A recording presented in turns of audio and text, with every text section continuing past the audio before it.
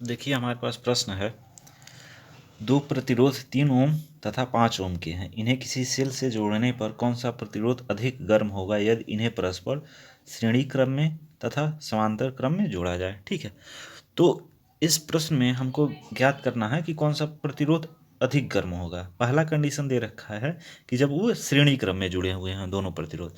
दूसरा कंडीशन दे रखा है कि समांतर क्रम में जुड़े हुए हैं। ठीक है, तो देखते हैं, तो पहले को सॉल्व करते हैं। ठीक है, तो अच्छा एक दिया है जो लिख लेते हैं।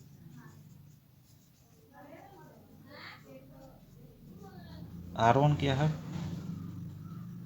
3 ओम और R2 कितना दे रखा है 5 ओम। ठीक है, अब क्या है पहले को सॉल्व करते हैं। तो यहाँ पे हम लोग मान लेते हैं कि प्रतिरोध में धारा क्या बहेगी, I बहेगी। प्रतिरोधों में श्रेणी क्रम में है तो, और इनमें T समय में क्या है H1 और H2 ऊष्मा उत्पन्न हो रही है। ठीक है,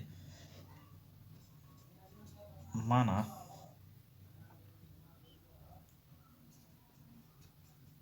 दोनों प्रतिरोधों R1 व R2 को श्रेणी क्रम में जोड़ने पर I धारा बहेगी तथा T समय में H1 व H2 ऊष्मा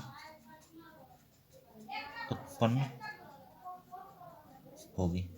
ठीक है, तो माना दोनों प्रतिरोधों में प्रतिरोधों R1 और R2 को श्रेणी क्रम में जोड़ने पर धारा I बहेगी तथा T समय में H1 और H2 ऊष्मा उत्पन्न होगी। देखिए, जब किन्हीं भी प्रतिरोधों को श्रेणी क्रम में जोड़ दिया जाता है तो सब में क्या हो, समान धारा बहती है। तो इसलिए हम क्या ले लिए हैं, धारा को I ले लिए हैं। ठीक है, अब क्या निकालते हैं हम, अगर H1 लिखना चाहें तो क्या होगा I स्क्वायर R1T। ठीक है, और H2 क्या हो जाएगा I स्क्वायर R2T। अब देखिए पूछ रहा है किसमें ज़्यादा उत्पन्न होगी ऊष्मा, तो क्या करते हैं H1 में H2 से भाग दे देते हैं, H1 बटा H2।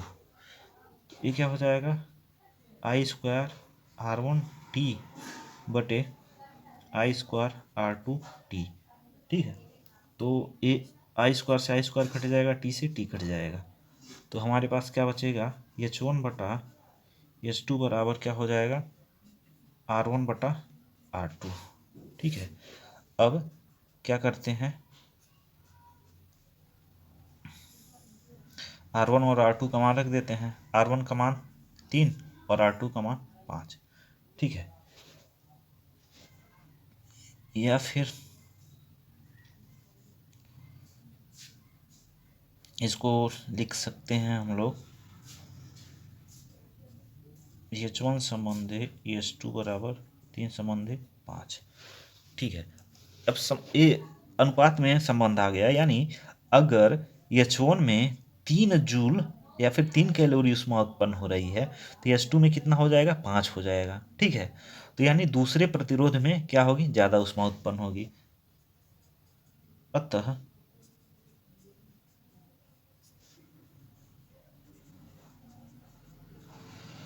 दूसरे प्रतिरोध R2 में ज़्यादा नहीं, इसको थोड़ा लिखते हैं जो प्रश्न दिया है उसके हिसाब से। दूसरे प्रतिरोध में ज़्यादा ऊष्मा उत्पन्न होगी, ऊष्मा उत्पन्न होगी, इसका मतलब दूसरा प्रतिरोध ज़्यादा गर्म होगा। अतः दूसरा प्रतिरोध ज़्यादा गर्म होगा। ठीक है, अब दूसरा क्वेश्चन देख लेते हैं, इसी में का दूसरा पार्ट।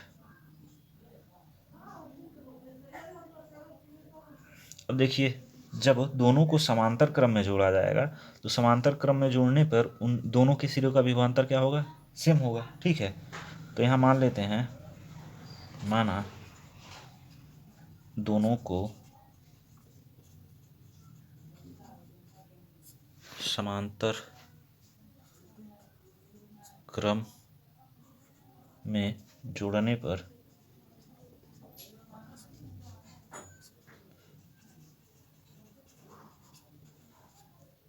विभवांतर भी होगा तथा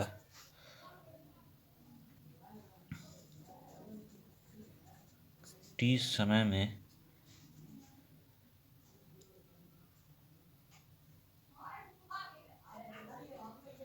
H3 व H4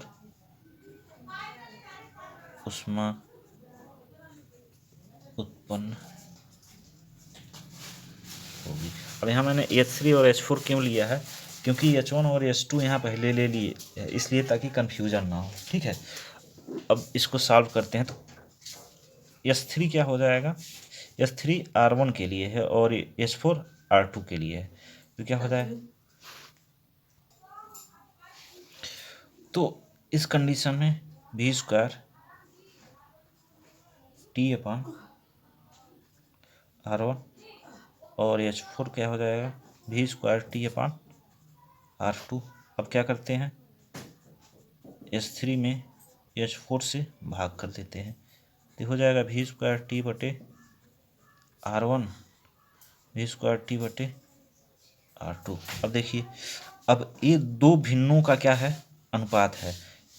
ठीक है, तो यहाँ पे देखिए अंश से अंश कट जा रहा है तो काट लेते हैं, अब बाकी बचा ये। अब देखिए ऐसा हो तो क्या करते हैं, पहले भिन्न के अंश को और दूसरे भिन्न को हर को गुणा कर कर अंश में लिख लेते हैं, और क्या करते हैं, पहले भिन्न के हर को और दूसरे भिन्न को अंश को गुणा करके, जैसे अगर मान लीजिए यही हो दो भिन्नों a बाई बी और c बाई डी, तो इसको एक भिन्न के रूप में लिखना हो तो a का गुणा d में कर लीजिए, ad हो जाएगा, b का गुणा c में कर लीजिए। तो ऐसे ही क्या हो जाएगा, यहाँ पे एक बचा और यहाँ पे R2, तो H3 बटा H4 क्या हो जाएगा, R2 बटा R1 आ जाएगा। ठीक है, अब मान रख देते हैं। अब मान रखेंगे तो R2 का मान 5, R1 का मान 3, तो H3 और H4 में क्या संबंध आ गया, 5 संबंध है 3 का। यानी देखिए H3 जो है उसका मान अगर 5 जूल होगा तो H4 का मान 3 जूल, यानी H3 किसके लिए है, पहले प्रतिरोध के लिए, तो यानी पहले प्रतिरोध में ज़्यादा उस पर उत्पन्न होगी। तो इस कंडीशन में अतः पहला प्रतिरोध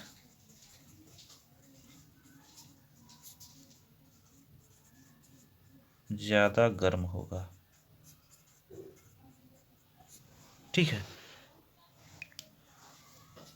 तो अच्छा इसमें हम लोग एक जगह आई स्क्वायर आर टी फार्मूला लिए हैं, एक जगह v स्क्वायर T/R लिए हैं। ठीक है, तो देखिए श्रेणी क्रम में था, तो श्रेणी क्रम में धारा समान बह रही है। ठीक है, तो इसलिए हम जिस फार्मूले में धारा आया है वो वाला फार्मूला लिए हैं। समांतर क्रम में क्या है, विभवांतर समान होता है, इसलिए विभवांतर वाला फार्मूला, जिसमें उसमें ऊर्जा के लिए विभवांतर के पद में जो फार्मूला होता है वो वाला प्रयोग किए हैं। ठीक है, अगला सवाल देखते हैं। अब देखिए हमारे पास एक प्रश्न है, यदि किसी तार को खींचकर उसकी लंबाई प्रारंभिक लंबाई की 3 गुना कर दी जाए तो उसका नया प्रतिरोध क्या होगा। ठीक है, ये बहुत अच्छा सवाल है। ठीक है, तो इसमें एक चीज़ हमको बात समझना होगा। ठीक है, कि तार जो है, तार को खींचा जा रहा है, ठीक है, और लंबाई उसकी 3 गुनी कर दी जा रही है। ठीक है, तो उसका नया प्रतिरोध निकालना है। तो एक चीज़ सोचिएगा, तार की लंबाई हम चाहे घटा दें चाहे बढ़ा दें खींच करके, ठीक है, काटना नहीं है, तार को खींचना है। ठीक है, तो क्या होगा, तार को खींचने से पहले जिसका द्रव्यमान जितना होगा, तार के खींचने के बाद भी उतना ही द्रव्यमान होगा। ठीक है, और एक कंडीशन हम यहाँ मान के चलेंगे कि तार को खींचने पर, ठीक है, उसकी घनत्व में क्या होगा, परिवर्तन नहीं आएगा। ठीक है, तो अब इस क्वेश्चन में थोड़ा लिख लेते हैं जो जो हमको मानना है। माना तार की प्रारंभिक लंबाई L1 व अंतिम लंबाई L2 है तथा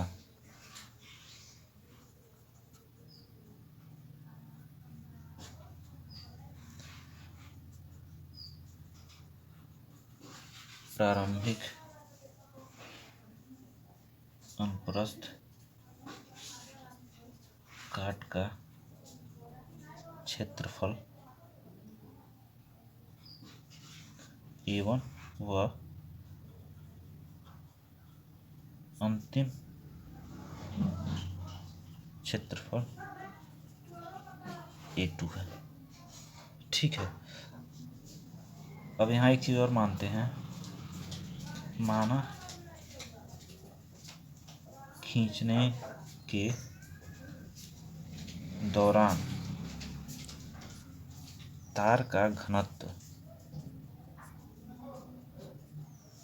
नियत रहता है। ठीक है, तार का घनत्व क्या रहता है? नियत रहता है। ठीक है, अब एक चीज़ देखिए, तार का द्रव्यमान नहीं बदलना है। ठीक है, तो यहाँ हम एक चीज़ लिखेंगे, खींचने से पूर्व तार का द्रव्यमान बराबर खींचने के बाद तार का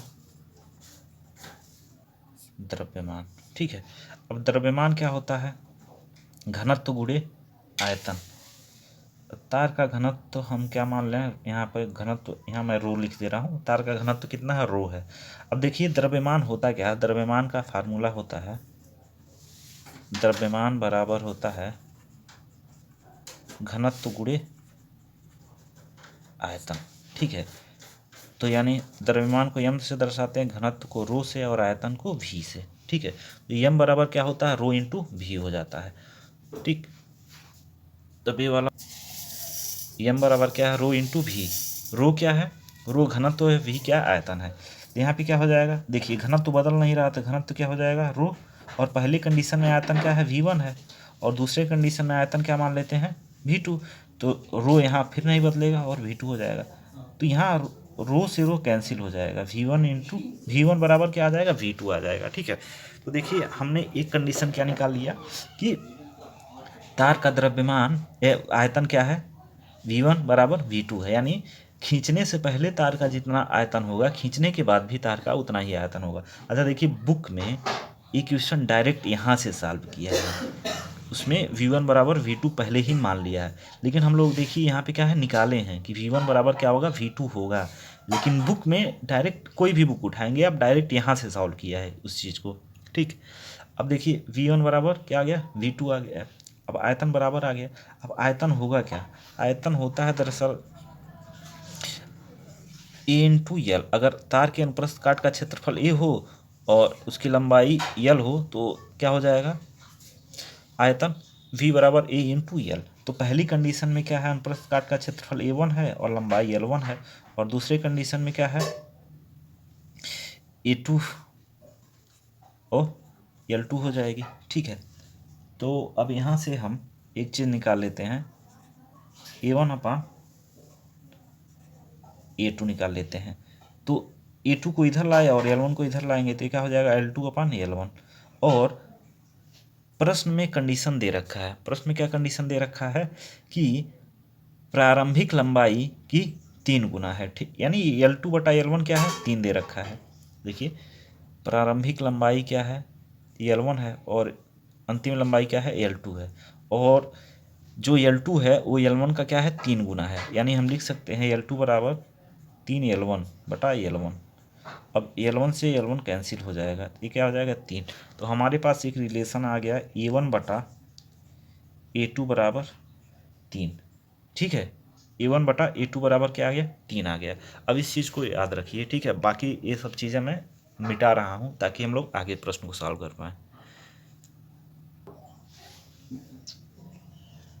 तो हमारे पास A1/A2 कितना आ गया था, 3 आ गया था। ठीक है, अब देखिए अगर मैं R1 को लिखूं पहले तार का प्रतिरोध तो क्या होता है, विशिष्ट प्रतिरोध गुणे लंबाई बटा क्षेत्रफल। ठीक है, तो ये जब तार शुरुआती अवस्था में था तब उसका प्रतिरोध है, और दूसरे कंडीशन में क्या हो जाएगा उसका प्रतिरोध, रो L2/A2। अच्छा, यहाँ रो फ्यूजन हो सकता है, रो को मैंने घनत्व ले लिया था, तो मैं यहाँ विशिष्ट प्रतिरोध को दूसरा चीज यहाँ मैं मान लेता हूँ, माना तार का विशिष्ट प्रतिरोध K है तथा खींचने के बाद इसका मान नहीं बदलता है। ठीक है, देखिए पदार्थ खींचने के बाद भी पदार्थ वही है, तो जब पदार्थ वही है तो उसके लिए विशिष्ट प्रतिरोध का मान क्या होगा, नहीं बदलेगा। तो पहली कंडीशन में R1 क्या हो जाएगा, K L1/A1, और R2 बराबर क्या हो जाएगा, K L2/A2। अब क्या करते हैं, R2 निकाला ना, तो R2 में R1 से भाग कर देते हैं, तो क्या हो जाएगा, K L2/A2 बटा K L1/A1। देखिए K से K कट जाएगा, R2/R1 क्या आ जाएगा। ठीक है, अब देखिए क्या बताया था, अभी हमारे पास L2/A2 L1/A1 है, तो क्या करते हैं, पहला और चौथा एक साथ गुणा करके लिख लेते हैं। ठीक है, तो दूसरा तीसरा एक साथ गुणा करके लिख लेते हैं, तो हमारे पास क्या आ जाएगा, L2/L1 और A1/A2। ठीक है, अब देखिए R2/R1, L2 का मान रखिए, L2 का मान क्या है, 3L1, और इसका मान L1, और यहाँ पे इसको हम सेपरेट कर लेते हैं A1/A2। ठीक है, L1 से L1 कैंसिल हो जाएगा, R2/R1 क्या हो जाएगा, देखिए यहाँ पे 3 हो गया, और A1/A2 का मान क्या हो गया, 3, यहाँ पहले हम लोगों ने निकाल रखा है, तो हमारे पास R2/R1 क्या आ जाएगा, 9, या फिर R2 बराबर क्या हो जाएगा, 9R1। ठीक है, तो अब देखिए R2 का मान क्या आ गया, 9R1, यानी प्रतिरोध जो है पहले के प्रतिरोध का 9 गुना हो जाएगा, यानी नया प्रतिरोध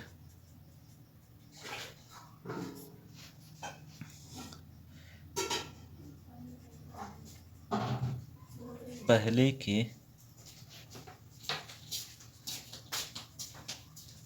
प्रतिरोध का 9 गुना होगा। ठीक है, अब देखिए ये बढ़िया सवाल था, और ये सवाल देखिए कभी कभी बहुविकल्पी में डायरेक्ट पूछ देता है। ठीक है, तो ये एक अच्छा सवाल था, और देखिए मैंने विद्युत वाले चैप्टर में जितने प्रकार के न्यूमेरिकल्स संभव थे लगभग मैंने सब करा दिए हैं। मैं देखूंगा अगर कुछ अन्य प्रकार के न्यूमेरिकल होंगे तो आने वाले लेक्चर में मैं करा दूंगा उन सबको। अब देखिए इसके बाद मैं अगला लेक्चर बनाऊंगा, अगला जो चैप्टर है विद्युत धारा का चुंबकीय प्रभाव, उस पर। ठीक है, और अगर कोई इसमें न्यूमेरिकल है नया देखना पड़ेगा, मैं देख के तो वो उसके भी नए न्यूमेरिकल्स करा दूंगा। और फिर देखिए बहुविकल्पी प्रश्न इसके कराना रह गया है, तो भी मैं करा दूंगा किसी लेक्चर में। बहुविकल्पी वो ऐसे बहुविकल्पी प्रश्न मैं कराऊंगा जो ज़रूरी हो, इम्पॉर्टेंट हो, और थोड़े से ट्रिकी हो। आसान वाले तो आप लोग खुद ही कर लेंगे। ठीक है, जो ट्रिकी वाले बहुविकल्पी प्रश्न होंगे उनको मैं खुद करा दूंगा। ठीक है, तो अब हम लोग आगे अगला चैप्टर देखेंगे, विद्युत धारा का चुंबकीय प्रभाव। ठीक है, तो आप लोग सपोर्ट कीजिए मुझे, ठीक है, ताकि मैं आप लोगों के लिए अच्छे से अच्छा कंटेंट लाता रहूं, आपको नए सवाल नए कॉन्सेप्ट पढ़ाता रहूं। ठीक है, और मैं जितना ही सपोर्ट करेंगे उतना ही ज़्यादा मैं मोटिवेट होऊंगा आप लोगों को और अच्छे से पढ़ाने के लिए। ठीक है, तो वीडियो को लाइक करें, शेयर करें, चैनल को सब्सक्राइब करें। ठीक है, धन्यवाद।